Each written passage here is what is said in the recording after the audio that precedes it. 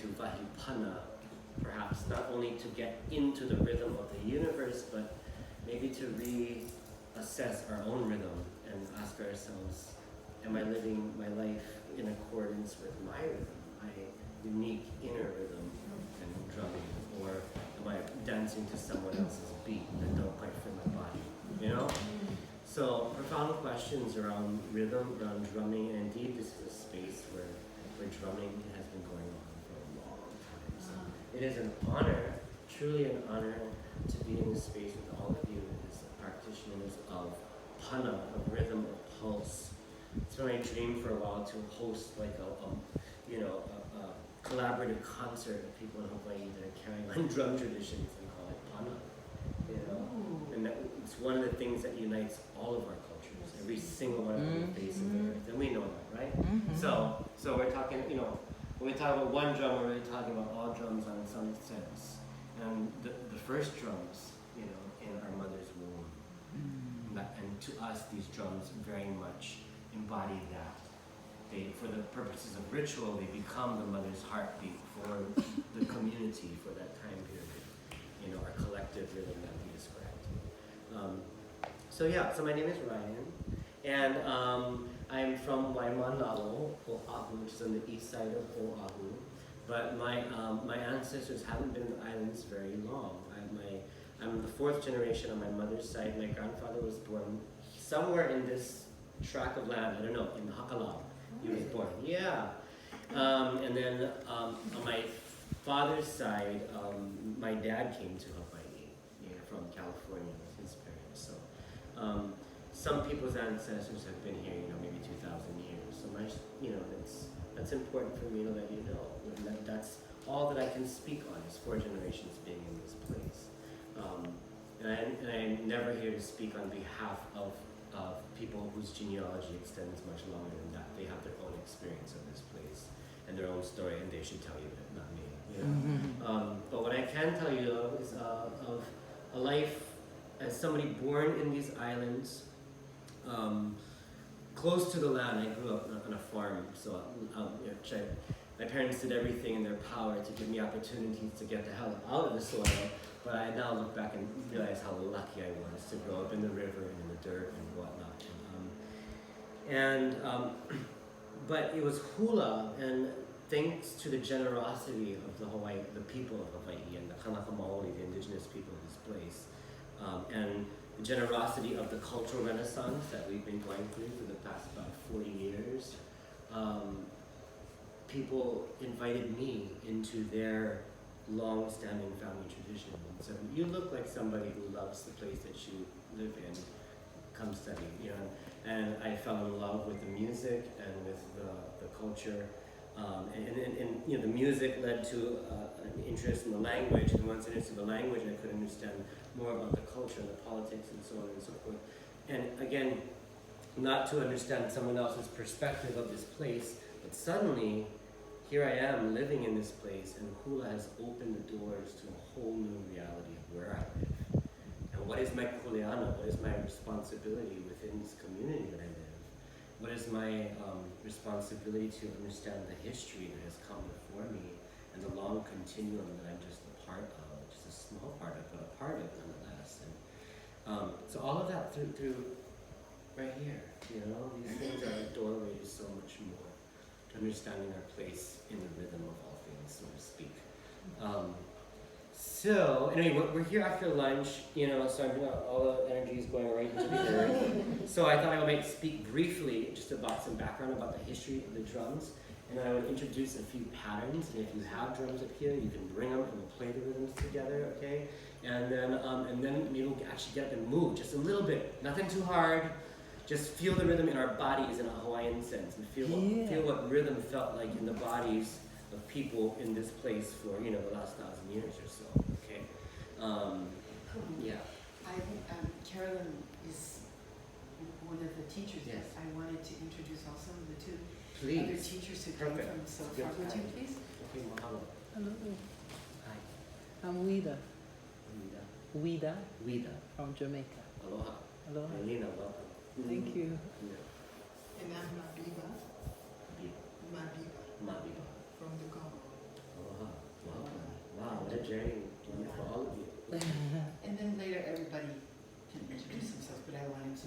history teachers. Thank you so much. All right. Thank you for allowing me to come into this space and be a part of your process. As long as you show us how to shake the waist to We one will. side. We're gonna put it in the body, right? The body is the first, after the mother's heartbeat, the body is the next drum. And before we make instruments, we use our body to make, motions. So anyway, long story short, I've had a whole lifetime with, being able to learn under some very generous and some very wonderful teachers, and I'm very blessed to have had that experience. But now I have the kuleana of sharing it and sharing it appropriately, and so thank you for the opportunity to be here and speak to people who I think can absolutely, interface with what we have to say. Yeah. Okay, so we'll get the blood moving a little bit, and then we'll talk story, and then I want to hear about your experience down in Pohoiki, and then I want to share you some of the story of down there, what you saw and felt, and maybe you're gonna say, oh, that's why I felt that, because that's who lives there. Okay, yeah, so I'll let you know about all that. So anyway, we have two major drumming traditions. Of course, we've got all kinds of other instruments, a lot of other percussion instruments, pre Captain Cook time. There's all kinds of other percussion instruments, sticks, stones, river-worn stones that make a nice sharp sound, rattles, large sticks that we dance with. Also, we had a couple pitched instruments. We had the nose flute, The belief with the nose flute is that the air that comes from the nose doesn't lie like the mouth. It's pure. It comes from the heart, straight out. Yeah, and there you go. And then we had a mouth harp, a one-stringed mouth harp, and you could use the shape of the mouth, as in other cultures, to change the quality of the sound. Most instruments are percussive, and the ones that were danced to primarily come from two traditions. This is called the ipu heke. The ipu is a gourd. Heke means head or top. So it's made of two boards that have been stitched together and sealed. Wow. This is sealed with, an epoxy. But in old days, they would have used the sap of the breadfruit tree called Hula. Wow. Yeah, and then they would have sewn it real good. Can I ask you a question that has nothing to do with drums? Go ahead. Yes. The lei, what you're wearing is the lei. If you have time later on, I'm so curious about the history of it. Why did they start making the leis? The lei is, our Hawaiian evolution of a pre-Hawaiian practice. If you go to Tahiti, you'll see they have hay, and they wear them around the head. Yeah. Or you go to other places, and they'll have shell, around the neck in other places in Polynesia. Okay. So the ancestors of the Hawaiians brought that idea with them, and they just took a look at the environment and said, well, we're going to use what's here, and came up with new styles. Okay, Yeah, so, all right. Thank So you. this is tea leaf. yes, this is the tea Oh, leaf. is it? Oh, okay. Yeah. And it's good because tea leaf is what we use. It's like Hawaiian tin foil. It's what we use to protect things from heat. When we cook things in the stones, we wrap it in this leaf right here. Yeah. And when we have a fever, you can put the leaf on your head and the heat will transfer into the leaf, So the idea is that the tea leaf allows you to get close to the fire goddess without getting burned. Ooh. Yeah. And since we're going to talk about pele today, because we cannot talk about drumming traditions without talking about pele, then this is a good leaf to have. Huh. Okay, so real quick, I'm not going to talk too long because I know we're all falling asleep, but drums, this is again a gourd drum. And the gourd was actually something introduced into Polynesia from South America. So talk about connections. Okay, and the sweet potato question. Do you have is South America being like the Easter Island as well? Well, somehow it got into the Polynesian triangle, even though Polynesia is sort of an arbitrary, demarcation. But from somewhere from Peru. Yeah, so we know they had contact with Peruvian people because we also have sweet potato, which comes from Peru. Okay, lots of questions still unanswered about that. Yeah, but just suffice it to say we're connected that far through this. Okay, elsewhere uses the gourd, but not the way that we do it in Hawaii. This is unique. This particular drum is unique to Hawaii. Okay, and on this island, our hula traditions are firmly rooted in this drum. Okay? It's part of the belief around the lore of this. That the gourd is the embodiment of one of our major Hawaiian gods named Rulono. And Lono is both the god of rain and weather, and he's also the god that lights the fire in the center of the earth. That Pele, the very famous volcano deity, she can make use of that fire to create new landscape, yeah? But Lono is the one who lights that fire in the core of the earth. And therefore, Lono is the one that lights the fire in the core of you. And so when the drum hits the earth, we're calling him. That's the idea. We're waking up the fire in the center of the earth, in the center of you by proxy, yeah. So would Lana be the great creator, or the one that maybe what in Western society called God? Or? Hawaiian spirituality is by and large polytheistic. So there's some traditions that observe sort of monotheistic Godhead, but creation is sort of like a family affair, you know? And there's all kinds of creation that happen.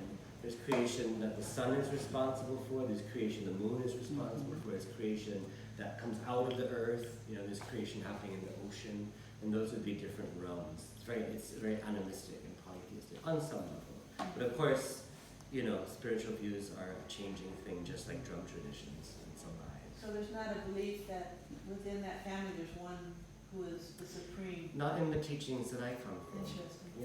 It's kind of, in the lineage that I come from, it's inherently polytheistic. Yeah. So the this drum is really related to earth energy and calling up the fire. So in our Pele traditions, this is a major drum for us. But this continues to be used in Hawaiian composition to this day. What happens in the 1800s, of course, as we know, or actually really from the moment Captain Cook and his crew arrive, is that we hear different music is heard here in Hawaii, and different instruments are released, and that changes everything.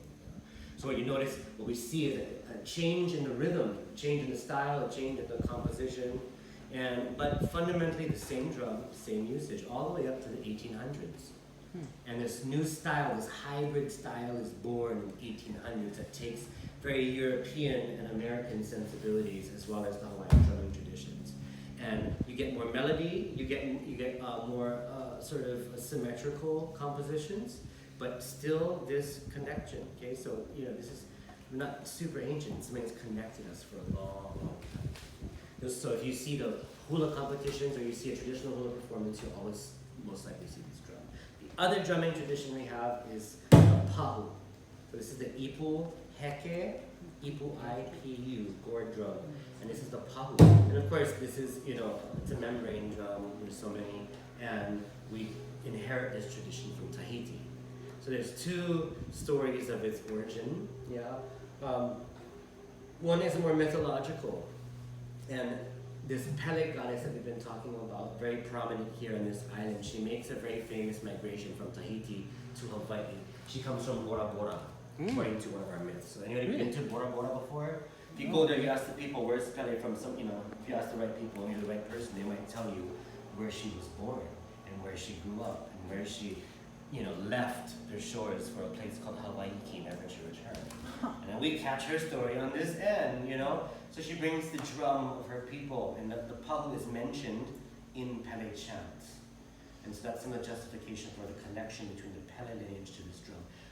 The historical story of this drum is interesting though. Okay, the historical idea is that it was brought by a chief named La'amaikahiki. And it's a long saga, it's an interesting story, you can check it out online if you want. But La'amaikahiki is the son of a Hawaiian chief with some Tahitian lineage and a Tahitian chiefess. And he's born when this chief journeys all the way to Tahiti, and he has a child there. Eventually, the chief returns and sends somebody to go get his son and bring him to Hawaii. La'amaikahiki means from Tahiti, comes and he brings this drum, and possibly this one, and the ka'eke, the bamboo that Rhiannon was just playing a little while ago. Okay? And he makes his way along the island chain, and people are sort of, dazzled by this new instrument, It's been like a few hundred years since we had a new instrument. It's like, what? That's a new beat, I like that. All right, okay. So they're like following him around, and he eventually settles on Kauai. And along with the drum you see is a part of ritual. So if a new drum comes, that means we got a whole new ritual style, a whole new, a different religion, a new god has come in a sense. So From that point on, the pahu gets entered into as an instrument of the ritual dance on top of the temples, on the heiau. So for a long time, the hula pahu was something that was done explicitly, mostly by men, because mostly men were allowed on the heiau. On this island, we have a long legacy of paramount female chiefs, and they would have definitely been on the heiau. This was sort of like, shrouded in mystery and ritual sacredness. In the 50s and 60s, we began to enter into this Renaissance period where it was deemed really important to understand the Hawaiian culture again. And that's why we're even sitting in this room talking about these things. Because I wouldn't be doing what I'm doing if we didn't have that. Like, there would have been no teachers to teach me. Yeah. So my teacher's teacher's teacher and her generation, they opened up a lot of boxes. To some people, those are Pandora's boxes that should not be opened. Okay. But they made the choice. They didn't open up everything. They selected some things. And so what they did was they made certain styles of drumming and they made certain chants. Noa. They call them Noa. Noa is the opposite of tapu. Yeah? Or kapu. It means it's free now. You can use it off the temple. Okay? And so they freed up certain things that opened up an entire arts revolution, basically, a renaissance, a return back to understanding. And because of that, because of the hula, there's a dialogue between all of these different arts practices that sprung up at the same time. Navigation, Hawaiian language, farming, fishing, Hawaiian medicine, massage, everything came up together.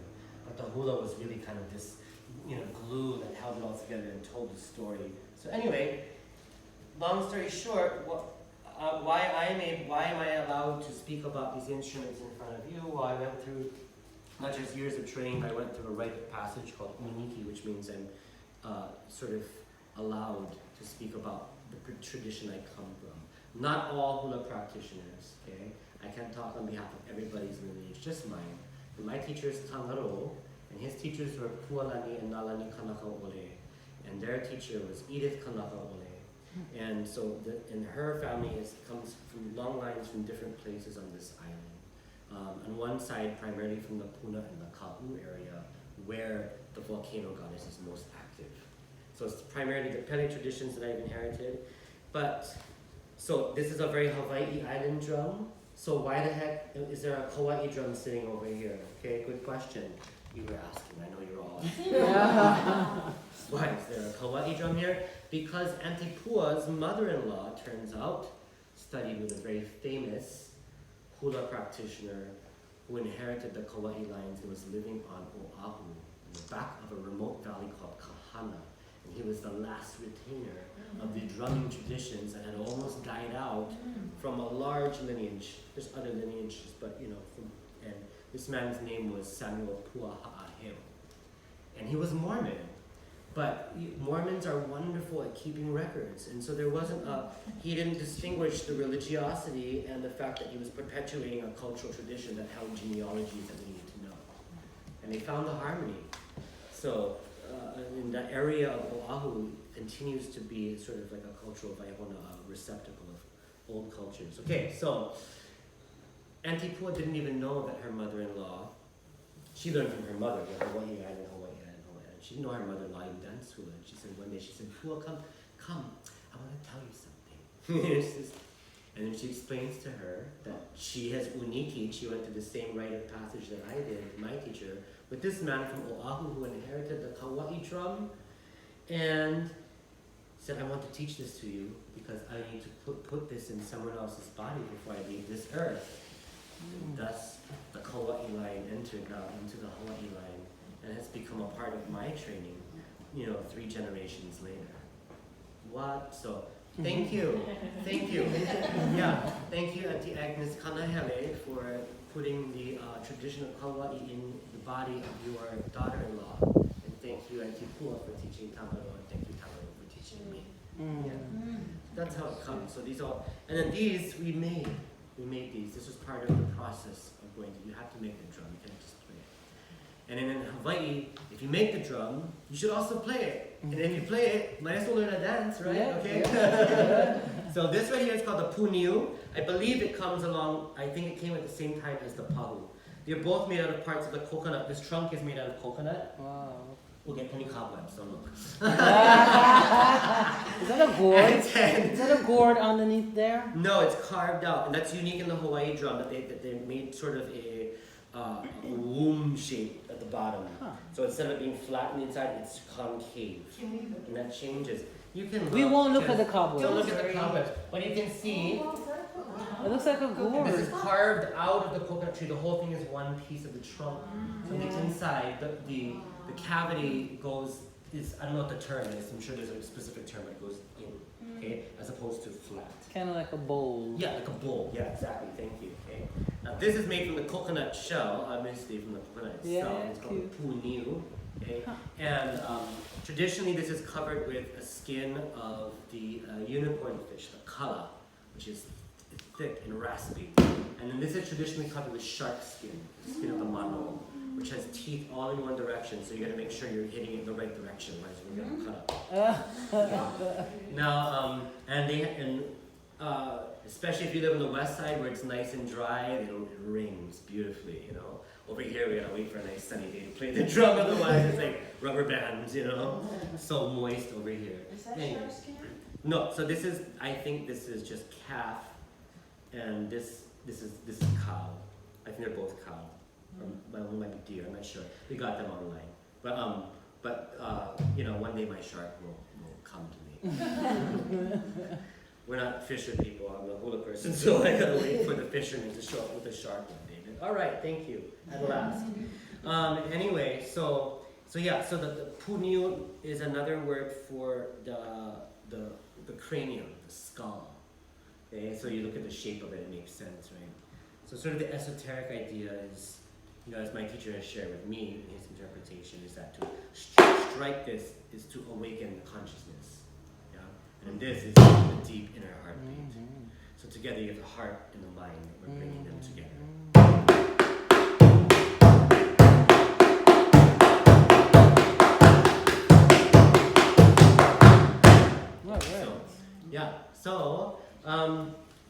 So I said we'll learn some rhythms. Okay, so if you have a drum here, do you want to go ahead and get your drum? And if you don't have a drum, Got plenty of drum. and if not, you can use your body. That's our drum too. Okay, either way, if you want to.